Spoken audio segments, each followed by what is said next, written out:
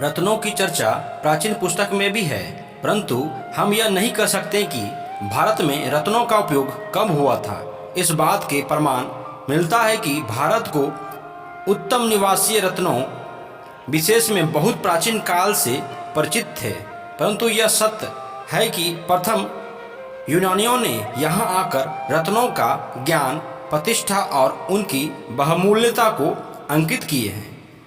केवल इसलिए नहीं कि वे धारण किए जाते थे, प्रयुक्त उनमें औषधि और रसायन के भी दिव्य गुण हैं। प्राचीन रसायन शास्त्र और ज्योतिष शास्त्र की घनिष्ठता का संबंध है। मसीह की 12वीं शताब्दी तक रत्नों की खोज पूर्व रीति से यह बात प्रकट हो चुकी थी। सन 1672 में कर्नल बायल रत्नों की बाबत वैज्ञानिक खोज की। रासायनिक ग्रंथों में लिखा है कि मोटा, गोलाकार, चिकना और ठीक स्थान पर विंधा हुआ मोती उत्तम होता है। स्फटिक 4 प्रकार की है, साफ रंग का हो, मट्ठे का रंग का हो, मुलाट वर्ण का हो, किरण के जलपद पैदा करने वाला हो, सूर्य का कांति हो।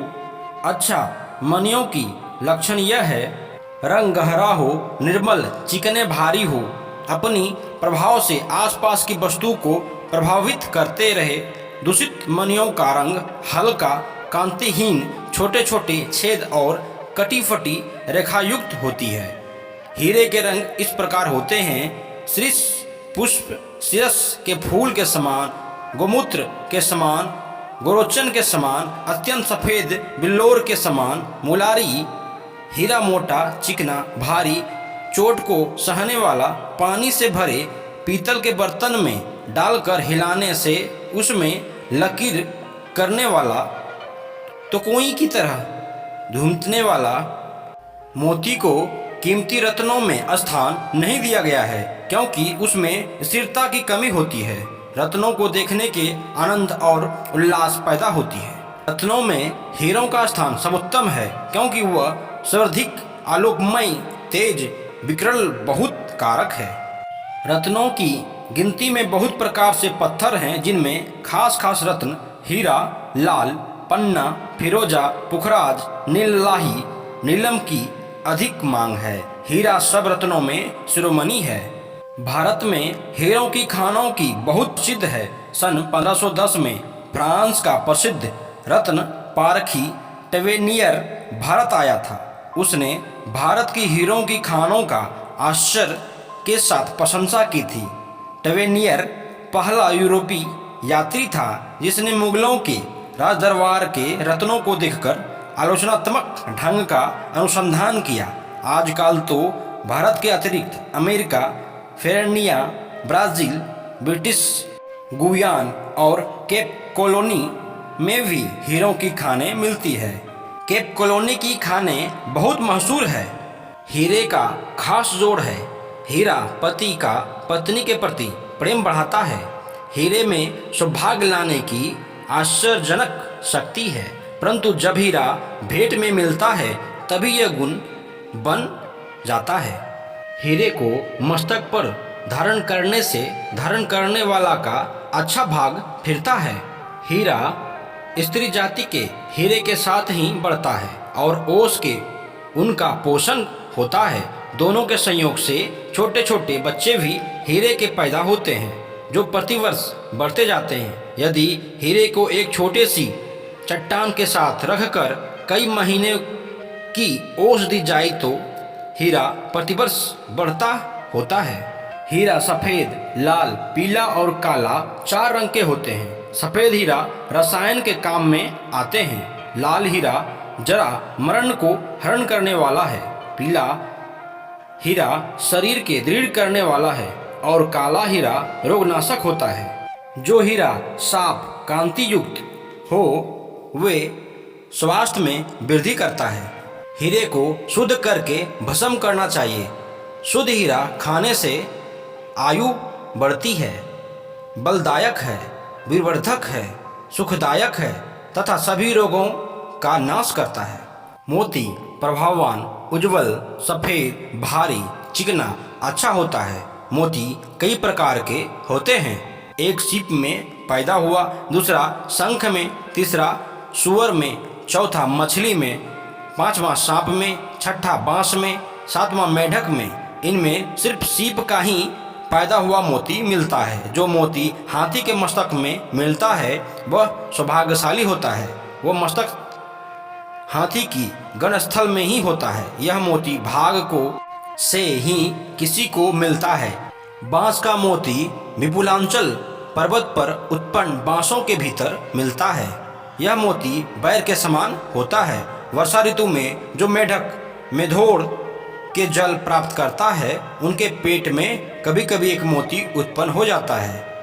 शंख का मोती कबूतर के अंडे के समान सफ़ेद होता है। उनके रहने से घर में लक्ष्मी का वास होता है। मोती सांप के फन में उत्पन्न होता है। वह चिकना, गोल, उज्ज्वल होता है। यह मोती इसके पास आ जाए वह राजा होता है। सीप का मोती अरब समुद्र और बंगाल की खाड़ी और श्रीलंका में मिलता है। रंग, अव और आकार के हिसाब में मूल्य अधिकाधिक होता है। जो मोती मछली के पेट में से निकलता है वह गज मोती के समान भागशाली है। मोती क्रांतिकारी छाई वाला सीप में लगा हुआ है। आँख के समान निशान वाला रूखा हो उसे धारण नहीं करनी चाहिए। जो मोती प्रभाववान, गोल, चिकना, मोटा, साफ, निर्मल हो वह सिद्धदायक होता है। मोतियों का हार पहनने से दाह और पित्त शांत होता है।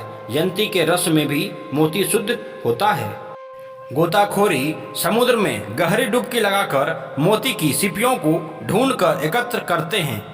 माणिक दो प्रकार का होता है, एक पद्मराग और दूसरा नीलगंधी। जो माणिक कमल के समान क्रांति वाला, साफ, चिकना, बड़ा, पारदर्शी, गोल और समकोण हो वह पद्मराग होता है। जो माणिक गंगा जल में पैदा हुआ हो, जिसमें लाल झलक हो, वह नील गंधी कहलाता है।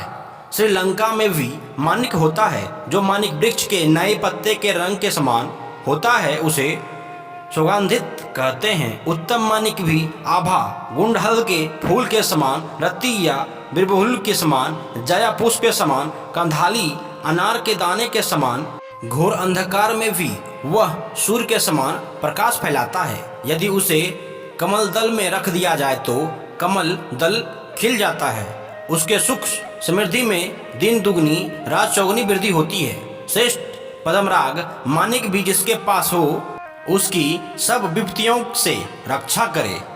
रत्न धारण करने से शुभ फल की प्राप्ति होती है और उन्हें औषधि रूप में भी सेवन करने से स्वास्थ्य लाभ होता है। जिस रत्न की जो कांति है उनके सेवन से मनुष्य में भी वही क्रांति आ जाती है। हीरा क्रांति सब रोग में, मोती क्रांति दीपन में, पद्मराग माणिक शरीर को नवीन करने में, नीलम रसवर्धन में, पर्णा विषनाशक में, वेंड्यू वीरवर्धक में, पुखराज सब विष के प्रभाव को नष्ट करने में और गोमेद रूप तथा वीर बल की वृद्धि में प्रसिद्ध है। हीरा विश्व और वल्य भी है।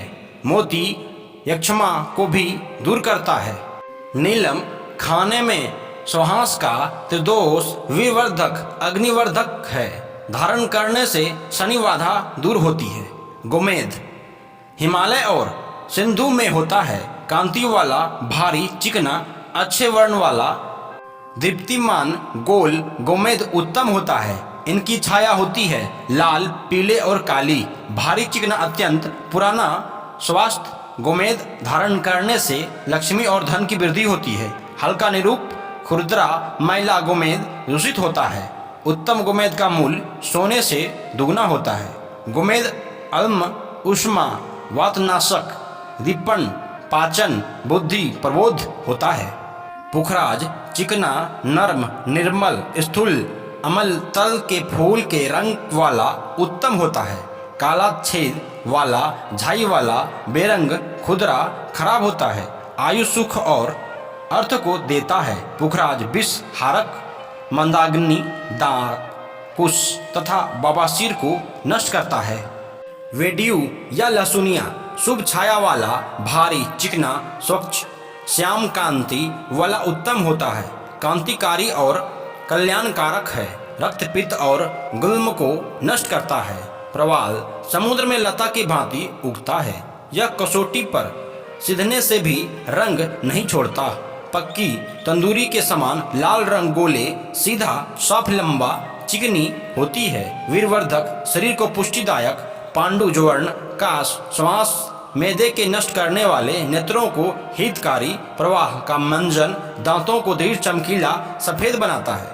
शुद्ध मूंगे को बारीक कपर छान के गुलाब रस में 1 सप्ताह तक घोटने से मंजन बनता है। माणिक्य, मूंगा, मोती, पन्ना, पुखराज, हीरा, नीलम, गोमेद और लहसुनिया नवरत्न क्रम में सूर्य, चंद्रमा, मंगल, बुध, बृहस्पति, शुक्र, शनि, राहु और केतु इन 9 ग्रह को शांत करते हैं। नवरत्न धारण करने से ग्रह शांत होते हैं, वांछित कार्य की सिद्धि होती है, दीर्घ आयु और आरोग्यता प्राप्त होती है, लगन और उत्साह बढ़ता है, धैर्य बढ़ता है, दृढ़ता नष्ट होती है। रत्नों का रासायनिक प्रयोग भी होता है। रासायनिक क्रिया से श्रेष्ठ और गुणयुक्त रत्नों को काम में लाना चाहिए। जहाँ रत्नों के द्वारा रस धारण करना होता है, उसमें निषोध रत्न की काम में लाने चाहिए। 6 कंठ या 8 पहल वाला और हल्का हीरा उत्तम है। धार रहित और तिनोना त्रिकोण हीरा रस क्रम में त्याज्य है। हीरे में 5 दोष होते हैं। मोती चिकना, सफेद, उज्ज्वल, मोटा, गोल, मधुचच्छा वाला उत्तम है। धुएं रहित, अंगारे का समान तेज वाला, भारी, पद्मराग या नीलगंध माणिक्य उत्तम है। नीलम अलसी के फूल के समान कांति वाला, पानी में डालने पर पानी नीला नजर आवे ऐसा उत्तम है। विडुय पीला चमकदार चंपा के पुष्प के समान उत्तम है। खूब लाल मूंगा उत्तम है। रस क्रम में हीरा हल्का तथा अन्य रक्त भारी उत्तम होते हैं।